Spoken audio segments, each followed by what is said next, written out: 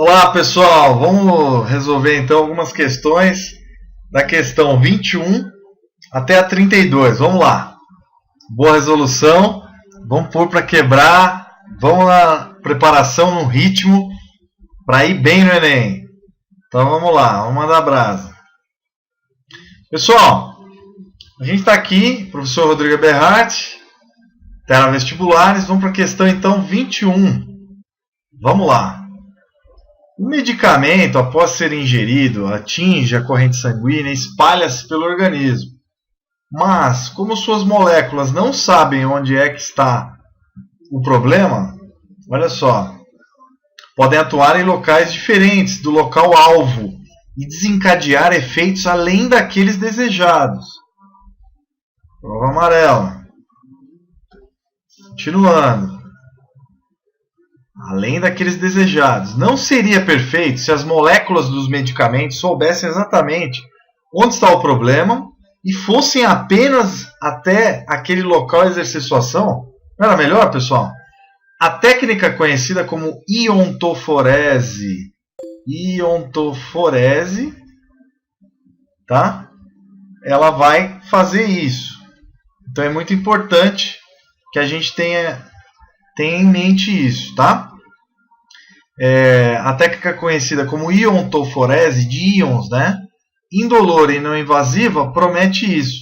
Como mostrar as figuras, essa nova técnica baseia-se na aplicação de uma corrente elétrica de baixa intensidade sobre a pele do paciente, permitindo que os fármacos permeiem membranas biológicas e alcancem a corrente sanguínea, sem passar pelo estômago. Esse é um tipo de medicamento ultra high-tech do futuro, né, galera?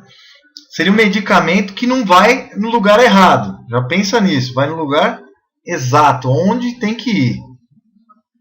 Por exemplo, a aspirina a gente sabe que causa às vezes algum tipo de gastrite, né? Ela causa um desconforto estomacal às vezes, né? Como mostra as figuras, essa nova técnica baseia-se na aplicação de uma corrente elétrica de baixa intensidade sobre a pele do paciente, permitindo que fármacos... O que é fármacos? Remédios. Tá? Fármaco, então, remédio. Fármacos. Fármacos tem a ver com remédio. É a droga, no caso. Essa droga, por isso que chama drogaria, né? Lugar que tem uma droga lícita. Não a droga ilícita, a droga lícita. Tá? Beleza. Permeiam membranas biológicas e alcançam corrente sanguínea sem passar pelo estômago. Muitos pacientes relatam apenas um formigamento no local de aplicação. O objetivo da corrente elétrica é formar poros que permitam a passagem do fármaco de interesse. A corrente elétrica é distribuída por eletrodos, positivo e negativo, por meio de uma solução aplicada sobre a pele. Como se fosse aquele adesivo, né? Se a molécula do medicamento tiver carga elétrica positiva ou negativa, ao entrar em contato com um eletrodo de carga de mesmo sinal, ela será repelida. Aquela lei de as mesmas cargas iguais se repelem, cargas diferentes se atraem, né? Ela será repelida e forçada a entrar na pele, eletrorrepulsão. Então a gente tem aqui um exemplo da eletrorrepulsão. Cargas iguais aí é empurrado para a corrente sanguínea na marra. Beleza? Tem lá um eletrodo, uma bateriazinha. Beleza? Se for neutra, a molécula será forçada a entrar na pele junto com o fluxo de solvente fisiológico, líquido de dentro dos órgãos, né? Ou de fora, que se forma entre os eletrodos e a eletroosmose. Aí, quando é neutra, por osmose. Bom? Então isso foi retirado do medicamento do futuro, iontoforese, facilita a entrada de fármacos no organismo. Ciência Hoje, a revista Ciência Hoje, eu recomendo a todos os alunos que leiam essa revista, que é na editora carioca lá, SBPC. Eu sou assíduo leitor e recomendo. Você vê, dá uma olhada, pessoal, olha aqui para mim. Vocês perceberam que o próprio título já resumiu o texto? que fala o título? Vamos ler? Toda vez na prova do Enem, vocês devem ler os rodapés dos textos. Muitos deles, meus queridos, minhas queridas, mostram já a resposta. Olha só, vou até fazer um zoom. Olha o que está dizendo. Medicação do futuro. Iontoforese facilita a entrada de fármacos no organismo. Ou seja, se ela não tem problema na entrada nos órgãos, quer dizer que vai ter menos o quê? Alguma coisa. De acordo com as informações contidas no texto e nas figuras, o uso da iontoforese, todo esse texto aqui, depois você faz um stop aí, dá uma parada, faz uma pausa e leia, para você também entender. De acordo com as informações contidas no texto e nas figuras, o uso da iontoforese provoca ferimento na pele?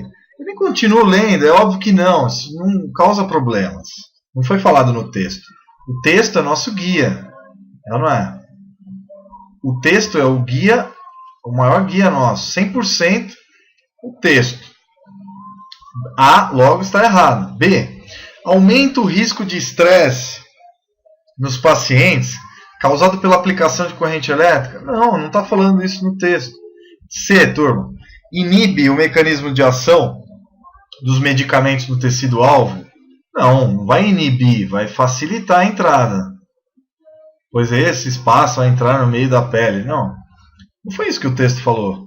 D, diminui. Isso aqui também faz parte do texto. Facilita a entrada de fármacos no organismo. Diminui o efeito colateral, não diminui? Se está facilitando a entrada, não vai entrar em outros órgãos. Já vai direto ao que interessa.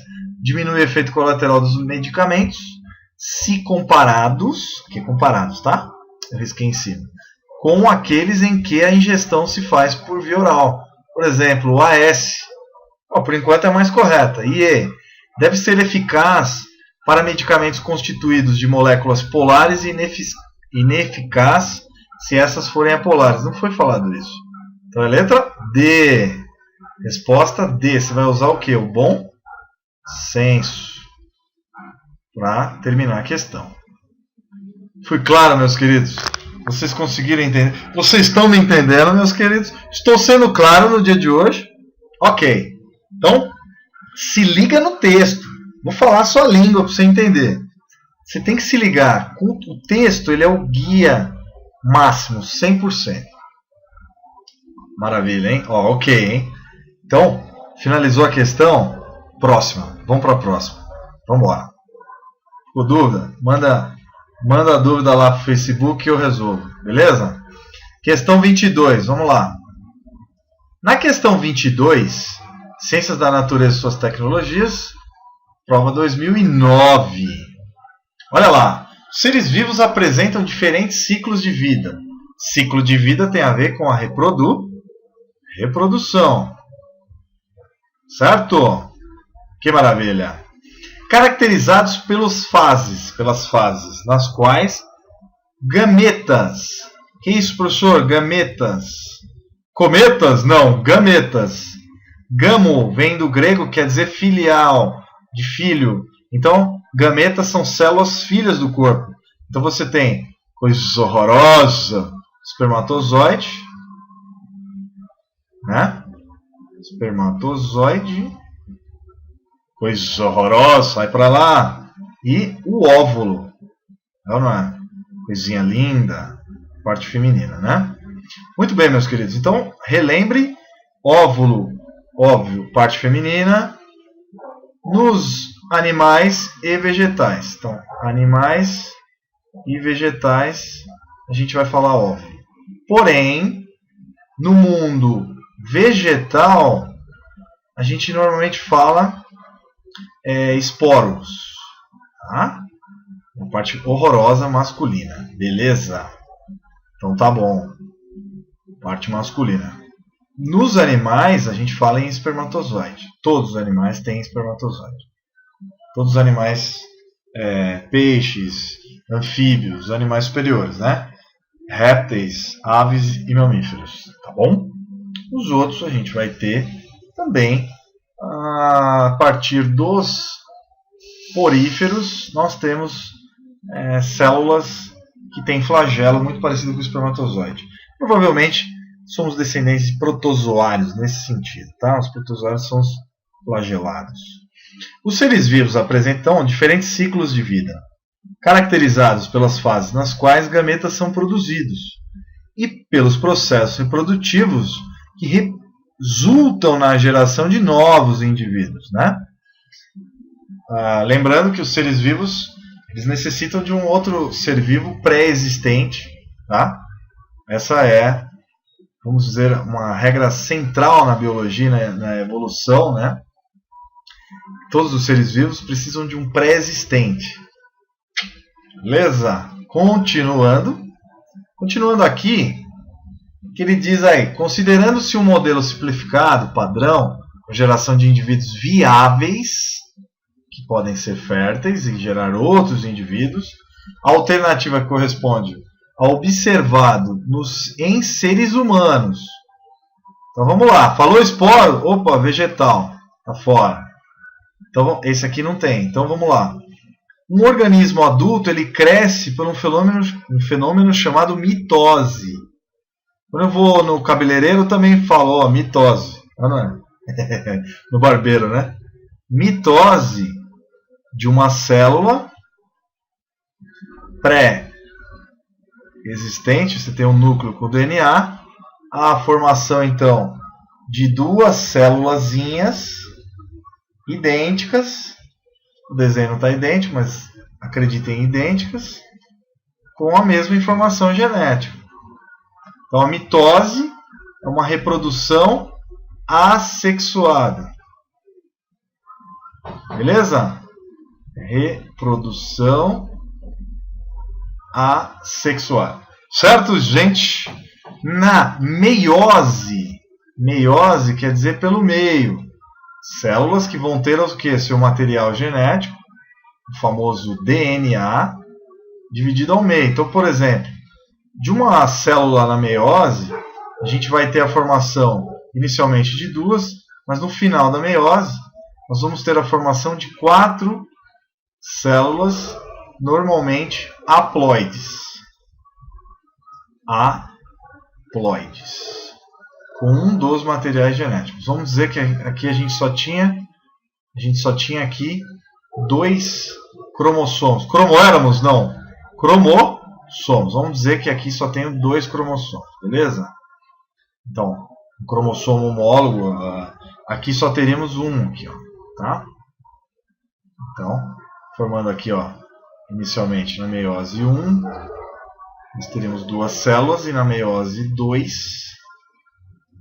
4 células formadas. E quem são essas células? Óvulo e espermatozoide. Vão ser formados através da meiose. Óvulos e espermatozoide e esporos. Então, spits, espermatozoides e esporos, parte masculina. Feminina, óvulos. Tudo bem? Numa outra aula a gente vai caracterizar melhor a meiose. Então, vou fazer depois uma aula específica sobre mitose e meiose. Beleza? Bom, relembrando outro aspecto. A pele humana, se você pegar uma célula, ela tem um conjunto cromossômico N, que é o número de cromoéramos, não, cromossomos, que vem da mãe e do pai, é ou não é? Então o N nosso vale 23 o quê? Cromossomos. E a nossa espécie, Homo sapiens, é uma espécie que tem 2N diploide. Falem comigo para vocês gravarem. Diploide. N da mamãe, N do papai. Juntou os dois? Te amo, te adoro, te jogo na relva. Pai e mãe. Nós temos então papai e mamãe formando o quê? Indivíduo o quê? Diploide. Com 46 cromossomos em cada célula. Então, nossa fórmula 2N é 46 igual a 46 o quê? Cromoéramos, não. Cromossomos.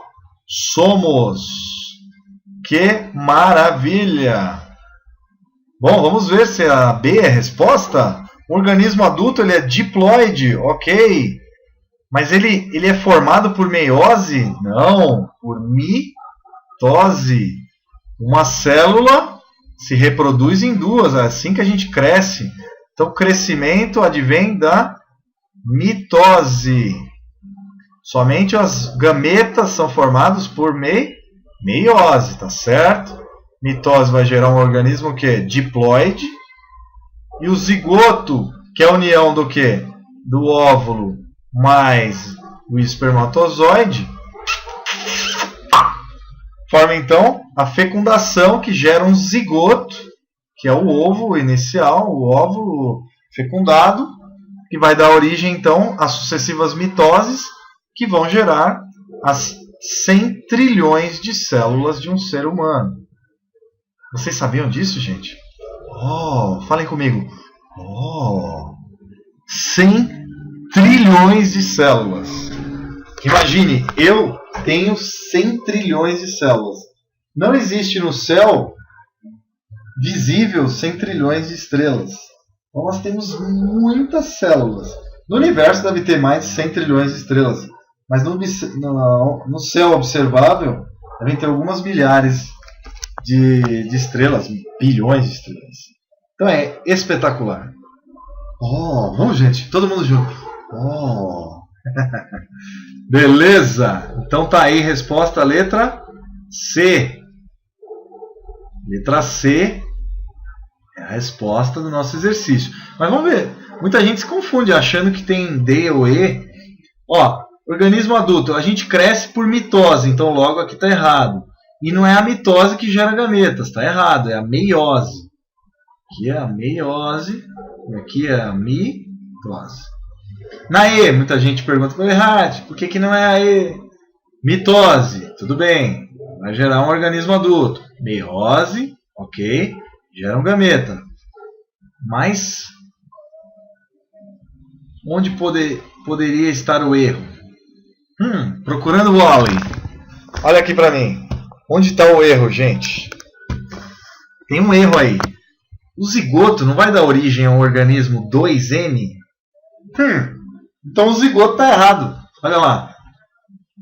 N errado. O zigoto da nossa espécie é 2N. Depois que o óvulo foi fecundado pelo espermatozoide, o ovo é 2N, diploide. O zigoto se torna diploide. Beleza? Então está errada e somente a C é a correta. Maravilha! Vamos continuar a nossa análise. Meus queridos, vamos lá, mais uma questão. Super importante. Vamos lá, mais uma. Questão 23. Vamos que vamos. Na questão 23, Ciência da Natureza 2009, vamos lá. Cerca de 1% do lixo urbano, agora a questão do lixo. É uma questão atrás da outra. É isso que você vai encontrar durante a prova. É constituído por resíduos sólidos contendo elementos tóxicos. Entre eles, os elementos pesados, cádmio, o chumbo e o mercúrio. Muito tóxicos, tá? Componentes de pilhas e baterias que matam o ser humano, causam morte. São perigosos à saúde humana e ao meio ambiente. Quando descartados em lixos comuns, pilhas e baterias vão para os aterros sanitários ou lixões a céu aberto. E o vazamento de seus componentes contamina o solo, os rios e o lençol freático, que é exatamente abaixo da terra. Nós temos então poços com H2O, com água. Esses são os chamados lençóis freáticos, que ficam abaixo do solo, tá? Formam rios aqui que passam embaixo da terra, que é o solo, tá? Aqui tem as casas, ok? Então embaixo pode passar água lá embaixo. Um prédio, por exemplo, para ser construído, viu, turma? Tem que ser retirado essa água para ele não afundar, tá? Então, tem que ter uma drenagem do lençol freático do terreno. E com o tempo ele também tem que ser, talvez, pode gerar algumas acomodações do solo, como a gente costuma dizer. Bem? Continuando lá. Então, quando descartados em lixo comum, pilhas e baterias vão para aterros sanitários ou lixões a céu aberto. O vazamento de seus componentes contamina o solo. Ó, vai vazando. Ó. Tá lá o lixão, né? Vaza e depois vai parar na água. Olha lá. Que lixo tóxico. Tá? Os rios do lençol freático atingindo a flora e a fauna. Por serem bioacumulativos, ou seja, o que essa palavra quer dizer? Se acumulam nos tecidos. Tá? Se você pensar numa ave, a parte muscular, tecido, vai ficar contaminado com essas substâncias. Beleza? Então tá bom. Continuando. E não biodegradáveis, ou seja, não se degradam com o tempo, que é péssimo. Esses metais chegam de forma acumulada aos seres humanos por meio da camada alimentar. Ou seja, quando a gente come outros seres vivos. A legislação vigente, ou toma água, por exemplo, ou come alguma coisa contaminada. Resolução CONAMA do 257, 1999, regulamenta o destino de pilhas e baterias após seu esgotamento energético e determina aos fabricantes e ou importadores a quantidade máxima permitida desses metais em cada tipo de pilha ou bateria. Porém, o problema ainda persiste. Disponível lá no Ministério do Meio Ambiente, o governo federal. É uma medida que poderia contribuir para acabar definitivamente com o problema da poluição ambiental por metais pesados relatado no texto seria. Então vamos dar uma paradinha, separa o texto e lê, tá? E a gente continua. Vamos lá. Então, leiam as preposições, ok? Então vamos lá. A. Deixar de consumir aparelhos elétricos que utilizem pilhas ou baterias. Você vai parar de usar como fonte de energia? Não, né? Usar apenas pilhas ou baterias recarregáveis de vida longa e evitar ingerir alimentos contaminados, especialmente peixes. Não, aqui a gente vai usar a técnica de negação nessa questão. Que técnica de negação é essa? Aquilo que não tem a ver com o texto logo está errado, não tem lógica. Usar apenas pilhas ou baterias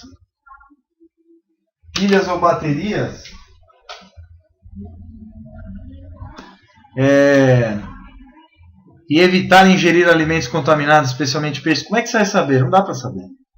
Você não tem como enxergar isso. Tá? C. Desenvolver pilhas e baterias após o esgotamento da energia armazenada. A rede de assistência técnica especializada para repasse a fabricantes e ou importadores. Então a China você vai devolver 1 trilhão de baterias para ela. Não vai, é inviável isso. Tá? Você usa o bom senso. E você imagina a situação. Bem? E a D. Criar nas cidades, especialmente naquelas com mais de 100 mil habitantes, e as de menos de 100 mil, ninguém vai cuidar? Pontos estratégicos de coleta de baterias e pilhas para posterior repasse a fabricantes e ou importadores. Então, só vou olhar para acima de 100 mil habitantes? Não, né? Está errado. Então, o que sobrou é E. De Eberhard. É ou não é, gente? Vamos ler junto. Presta atenção nessa questão. Presta atenção. Vamos lá. Exigir que fabricantes invistam em pesquisa para substituição de metais tóxicos por substâncias menos nocivas. Zinco e cobre, por exemplo. Tá? Zinco e cobre. Beleza? Pode ser uma alternativa. Antiga, mas que resolve. Desses metais tóxicos por substâncias menos nocivas ao homem e ao meio ambiente, que não sejam bioacumulativas. Verdadeiro. Tá bom? É a mais completa, sempre a questão mais completa, tá? Resposta letra E. Já existem essas baterias, algumas delas. A de computador e a de celular é extremamente perigosa, tá, gente? Eu vou abrir aqui para vocês verem. Veja só. Estou mostrando para vocês aqui a bateria do meu celular, né? Então veja lá. A bateria do meu celular, ela contém cádmio, ó. E tem um sinalzinho, não sei se vocês podem ver, aqui ó.